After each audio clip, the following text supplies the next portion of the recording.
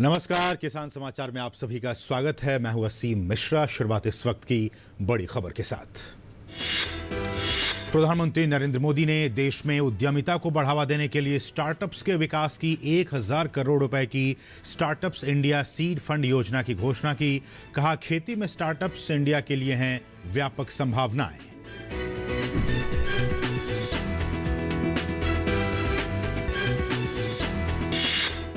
कृषि मंत्री नरेंद्र सिंह तोमर ने कहा, सरकार किसानों के साथ खुले मन से बातचीत के लिए है तैयार।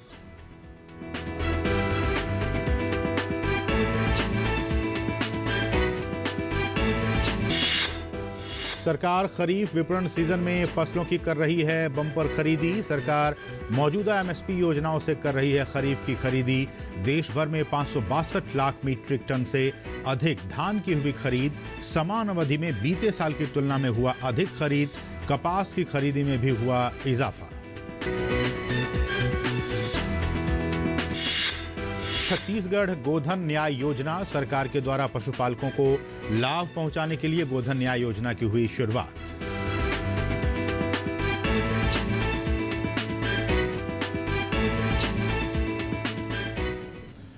और अब सभी खबरें विस्तार से। प्रधानमंत्री नरेंद्र मोदी ने देश में उद्यमिता को बढ़ावा देने के लिए स्टार्टअप्स के विकास की 1000 करोड़ रुपए की स्टार्टअप्स इंडिया सीड फंड योजना की घोषणा की। उन्होंने कहा कि आज आवश्यकता इस बात की है कि भविष्य की टेक्नोलॉजी एशिया की प्रयोगशालाओं से निकले और भावी उद्यमी यहीं से तैयार हों। पीएम ने कहा कि खेती में स्टार्टअप्स इंडिया के लिए व्यापक संभावनाएं हैं। पीएम ने कहा कि आज डिजिटल इंडिया की बदौलत सरकार द्वारा जरूरतमंद लोगों को भेजी गई मदद उनके बैंक खातों में सीधे पहुंच रही है। उन्होंने कहा कि डीबीटी, सरकारी ई मार्केट प्लेस, स्टार्टअप्स और अनुसंधान क्षेत्र के जरिए हमारे देश को जबरदस्त बढ़ावा मिल रहा है। प्रधानमंत्री ने भविष्य में स्टार्टअप्स और यूनिकॉर्न्स को विश्वस्तरीय कंपनियां बनाने का लक्ष्य निर्धारित करने की आवश्यकता पर भी जोर दिया। वर्तमान खरीफ विपणन सीजन 2020-21 के दौरान सरकार ने अपनी मौजूदा न्यूनतम समर्थन मूल्य योजनाओं के मुताबिक किसानों से एमएसपी पर खरीफ 2020-21 फसलों की खरीद जारी रखी है। खरीफ 2020-21 के लिए धान की खरीद पंजाब, हरियाणा, उत्तर प्रदेश, तेलंगाना, उत्तराखंड, तमिलनाडु, चंडीगढ़, जम्मू और कश्मीर, केरल, गुजरात, आंध्र प्रदेश, छत्तीसगढ़, ओडिशा, मध्य प्रदेश, महाराष्ट्र, बिहार, झारखंड और पश्चिम बंगाल जैसे राज्यों और केंद्र शासित प्रदेशों में सुचारू रूप से चल रही है। पिछले साल के 445.80 लाख मीट्रिक टन की तुलना में इस साल 15 जनवरी 2021 तक 562.99 लाख मीट्रिक टन से अधिक धान की खरीद की जा चुकी है, जिसमें पिछले साल की अवधि की तुलना में 27.15% की बढ़ोतरी दर्ज की गई है। 562.99 लाख मीट्रिक टन की कुल खरीद में से अकेले पंजाब ने 202.77 लाख मीट्रिक टन का योगदान दिया है, जो कि कुल खरीद का 36.01% है। गुजरात के कई इलाकों में बर्ड फ्लू के मद्देनजर राज्य सरकार ने कोरोना अभियान के लिए मानक संचालन प्रक्रिया की घोषणा की है। राज्य सरकार हर साल पतंग महोत्सव के दौरान घायल पक्षियों को बचाने और उपचार के लिए कोरोना अभियान चलाती रही है। इसी क्रम में इस बार भी मुख्यमंत्री विजय रूपाणी ने वन, पर्यावरण और पशुपालन विभाग के वरिष्ठ अधिकारियों के साथ बैठक की। इस बैठक के दौरान रूपाणी ने बर्ड फ्लू से प्रभावित पक्षियों के उपचार के दौरान सावधानी बरतने के साथ ही मानव संक्रमण के प्रति जागरूक रहने के निर्देश दिए। मुख्यमंत्री ने कोरोना अभियान में शामिल लोगों के लिए विशेष एहतियाती उपाय अपनाने के भी दिशा निर्देश जारी किए। भारत ओमान रणनीतिक सलाहकार समूह की बैठक नई दिल्ली में आयोजित की गई। विदेश मंत्रालय में काउंसलर, पासपोर्ट और वीजा प्रभाग तथा प्रवासी मामलों के सचिव संजय भट्टाचार्य ने भारतीय प्रतिनिधिमंडल का नेतृत्व किया, जबकि ओमानी प्रतिनिधिमंडल का नेतृत्व वहां के विदेश मंत्रालय में राजनयिक मामलों के अवर सचिव ने किया। दोनों देशों के बीच विशेष हवाई परिवहन व्यवस्था एयर बबल के सुचारू संचालन पर दोनों पक्षों ने प्रसन्नता व्यक्त की। इस दौरान रणनीतिक सलाहकार समूह की बैठक में दोनों पक्षों ने राजनीतिक, ऊर्जा, व्यापार, निवेश, रक्षा, सुरक्षा, अंतरिक्ष, खनन, कृषि और खाद्य, विज्ञान और प्रौद्योगिकी, संस्कृति और काउंसलर क्षेत्रों समेत आपसी संबंधों की विस्तृत समीक्षा की। केंद्रीय कृषि मंत्री नरेंद्र सिंह तोमर ने कहा है कि सरकार किसानों के साथ लगातार संवाद कर रही है। जहां किसानों को कानून को लेकर आपत्ति है वो बताएं, सरकार संशोधन के लिए तैयार है। भारत सरकार ने किसान आंदोलन पर किसान यूनियन के साथ एक बार नहीं 9 बार घंटों तक वार्ता की है। हमने लगातार किसान यूनियन के साथ आग्रह किया है कि वे कानून के क्लॉज पर चर्चा करें और जहां किसान को आपत्ति है या किसान को तकलीफ दिखाई देती है वो बताएं, तो सरकार उस पर विचार करने के लिए भी और संशोधन करने के लिए भी तैयार है। और कृषि मंत्री ने कहा कि तीनों कृषि सुधार कानूनों को लेकर सरकार ने किसानों से संवाद के दौरान जो शंकाएं सामने आई उनके समाधान के प्रति भी सहमति जताई है।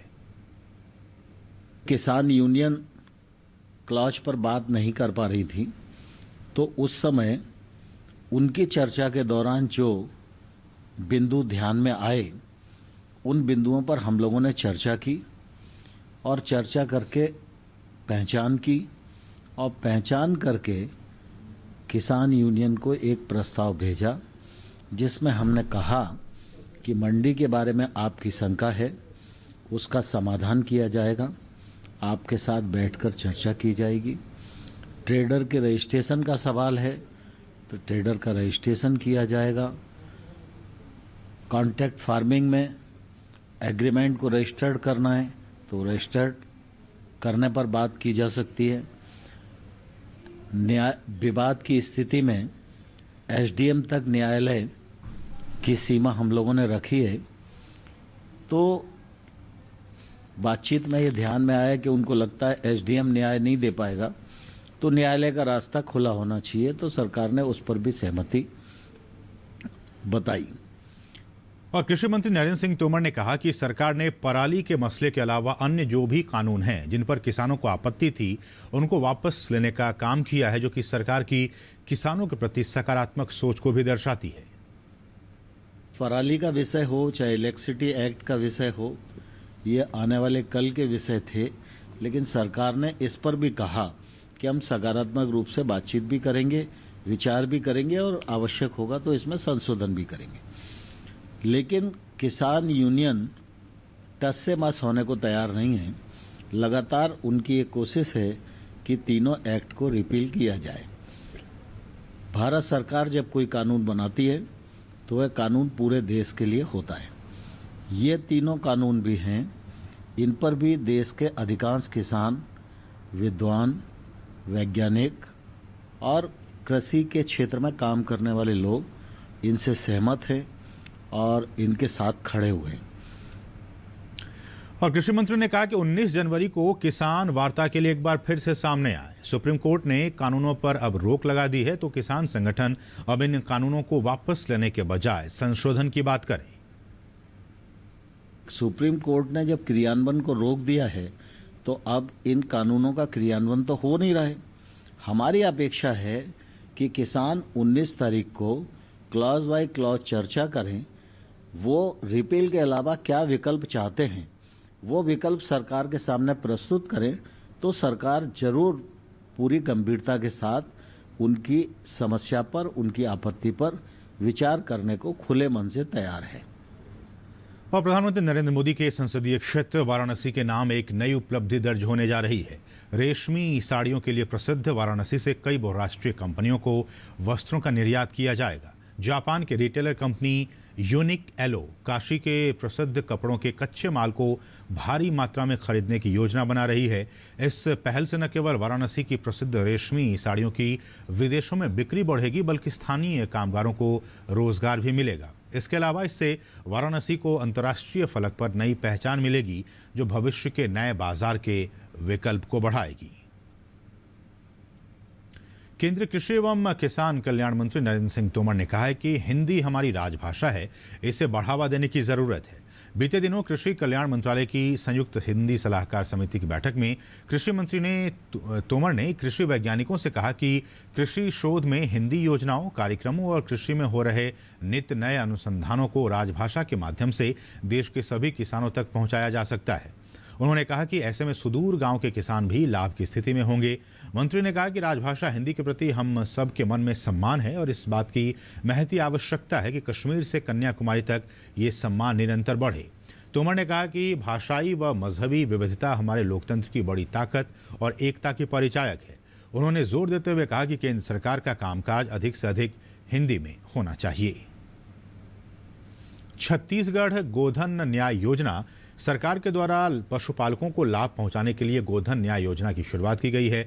गोधन न्याय योजना की शुरुआत राज्य द्वारा गोपालन को बढ़ावा देने, आर्थिक रूप से सुदृढ़ बनाने और उन्हें लाभ प्रदान करने के लिए इसकी शुरुआत की गई है। गोधन न्याय योजना का मुख्य उद्देश्य गोपालन को आर्थिक रूप से मजबूत करना और सड़क पर घूम रहे आवारा पशुओं के प्रबंधन और पर्यावरण की रक्षा के लिए अभियान की शुरुआत करना है।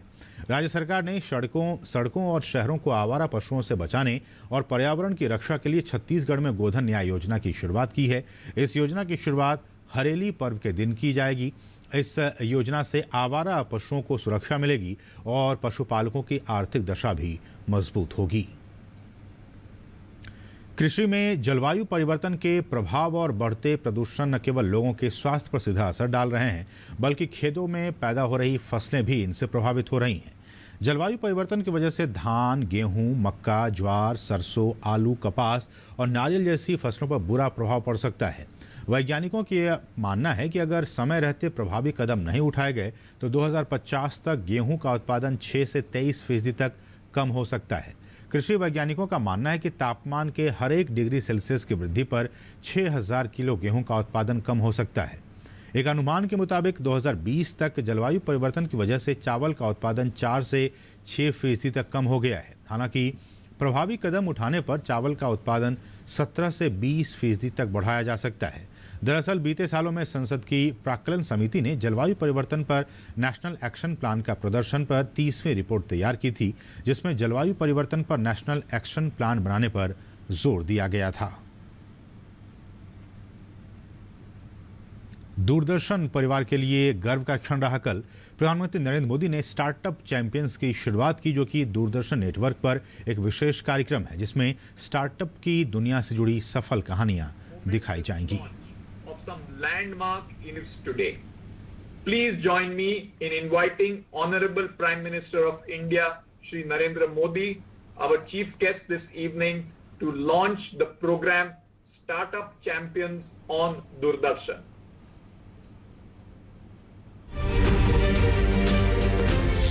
समृद्ध और आत्मनिर्भर भारत के निर्माण के लिए चुनौतियों को संभावनाओं में, आपदाओं को अवसरों में बदलना, प्रधानमंत्री नरेंद्र मोदी जी के इस मंत्र को लेकर देश लगातार आगे बढ़ रहा है। युवा देश के इस संकल्प के साथ भारत को स्टार्टअप हब बनाने के लिए हमारे युवाओं की प्रतिभा, हुनर और हौसलों को संजोया गया है संसाधनों और इंक्यूबेशन इकोसिस्टम के माध्यम से। यही कारण है भारत 5 वर्षों में दुनिया का सबसे तेजी से बढ़ता हुआ स्टार्टअप इकोसिस्टम बनकर उभरा है। देश के 590 जिलों में 41,000 से ज्यादा स्टार्टअप शुरू हुए हैं। औसतन एक स्टार्टअप दे रहा है 11 लोगों को सीधे रोजगार। स्टार्टअप में 44% की हिस्सेदारी महिला उद्यमियों की है। स्टार्टअप इंडिया से जुड़े युवाओं के हौसलों को सराहने का एक अहम साधन बने नेशनल स्टार्टअप अवार्ड। ऐसे ही अवार्ड विनिंग स्टार्टअप्स के इनोवेटिव सोच और प्रेरक अप्रोच की असाधारण कहानियों को संजोता खास कार्यक्रम है startup champions. We have created 150 fodder entrepreneurs. The ecosystem was really well established, and now I think we are in the right time where we can use the ecosystem as well as the policies which will help us to build stuff in India. 12 क्षेत्रों में 35 श्रेणियां, कृषि से लेकर उद्योग जगत तक, ऊर्जा से लेकर अंतरिक्ष जगत तक, देश के अलग अलग भागों से स्टार्टअप की सफलता की कहानियां। आज माननीय प्रधानमंत्री जी के द्वारा इस विशेष कार्यक्रम स्टार्टअप चैंपियंस का शुभारंभ हो रहा है, जो देखा जा सकेगा आपके अपने दूरदर्शन नेटवर्क पर। और केंद्रीय कृषि एवं किसान कल्याण, ग्रामीण विकास, पंचायती राज और खाद्य प्रसंस्करण उद्योग मंत्री नरेंद्र सिंह तोमर ने कहा कि किसानों और कृषि क्षेत्र को समृद्ध बनाने के लिए केंद्र सरकार चौतरफा प्रयास कर रही है। इस दिशा में प्रधानमंत्री नरेंद्र मोदी जी के नेतृत्व में महत्वपूर्ण कदम उठाए गए हैं, जिनका लाभ किसानों को मिलना प्रारंभ भी हो गया है। सरकार आधुनिक प्रौद्योगिकी के माध्यम से भी किसानों को फायदा पहुंचा रही है। सरकार के पास किसानों का बड़ा डेटा बैंक होगा, जिससे मिट्टी की जांच, बाढ़ की चेतावनी, सैटेलाइट की तस्वीरों से लेकर जमीन के राजस्व रिकॉर्ड जैसी सूचनाएं किसानों को घर बैठे मिलेगी। तोमर ने कहा कि सरकार का मकसद है कि किसानों की माली हालत सुधरे, कृषि क्षेत्र फायदे में आए और नई पीढ़ी खेती की ओर आकर्षित हो। प्रधानमंत्री ने कहा कि गांव और कृषि क्षेत्र बरसों से इस देश की ताकत रहे हैं, जिन्हें और मजबूत करने पर सरकार पूरी तरह से ध्यान दे रही है। इसी कड़ी में आत्मनिर्भर भारत अभियान के तहत 1 लाख करोड़ रुपए के कृषि इंफ्रास्ट्रक्चर फंड की ऐतिहासिक शुरुआत हुई है। इसका उपयोग गाँव में कृषि इंफ्रास्ट्रक्चर तैयार करने में किया जाएगा। इस फंड से cold storage, warehouse, silo, grading और पैकेजिंग यूनिट्स लगाने के लिए लोन भी दिया जाएगा। और आइए अब देखते हैं किसान पालक की खेती कैसे करें और उन्हें क्या कुछ सावधानियां बरतनी चाहिए।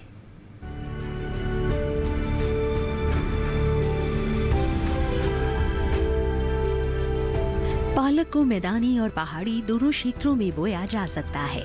मैदानी इलाकों में सर्दी के मौसम में ये ज्यादा बोई जाती है। वैसे तो इसे किसी भी प्रकार की मिट्टी में बोया जा सकता है, फिर भी दोमट मिट्टी इसके लिए सर्वोत्तम मानी जाती है। अलग अलग राज्यों के लिए अलग अलग किस्में हैं। किसान वैज्ञानिकों से सलाह लेकर बीज का चुनाव कर सकते हैं। 1 हेक्टेयर के लिए 20 से 25 किलो बीज की जरूरत होती है। अच्छी नमी में बुआई करने पर तुरंत सिंचाई की जरूरत नहीं पड़ती, फिर भी बुआई के 8 से 10 दिन बाद सिंचाई करना आवश्यक है। इसके बाद 10 से 15 दिन के अंतराल पर सिंचाई करते रहें।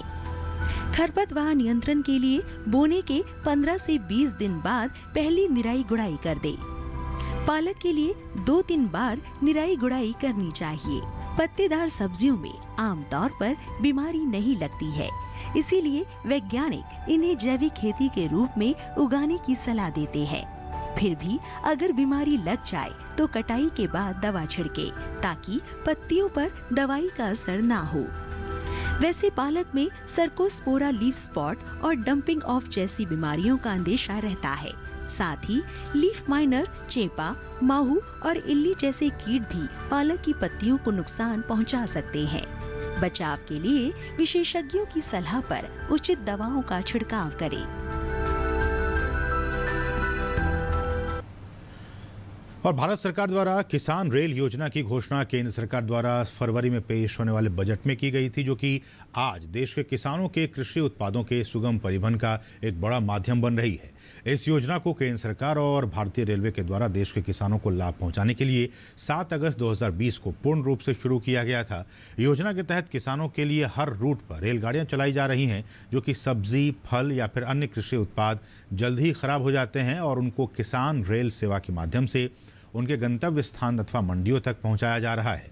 सरकार के इस पहल से सब्जियों और फलों को खराब होने से बचाया जा सकने के साथ ही किसानों की खेत से बाजार तक पहुंच भी सुलभ हो रही है। और देशव्यापी कोविड-19 टीकाकरण के पहले दिन का आयोजन सफल रहा। देश भर में 3,352 सत्रों में 1,91,181 लोगों को कोविड का टीका लगाया गया। वहीं 3,429 अन्य लाभार्थियों को रक्षा संस्थानों में कोविड का टीका दिया गया। गौरतलब है कि टीकाकरण स्थलों पर करीब 16,755 कर्मी सक्रिय रहे। स्वास्थ्य मंत्रालय ने बताया कि टीकाकरण के विपरीत प्रभाव का एक भी मामला अभी तक सामने नहीं आया है। वहीं इस अभियान के लिए सीरम इंस्टीट्यूट ऑफ इंडिया द्वारा निर्मित कोविशील्ड वैक्सीन की सभी राज्यों को आपूर्ति की गई।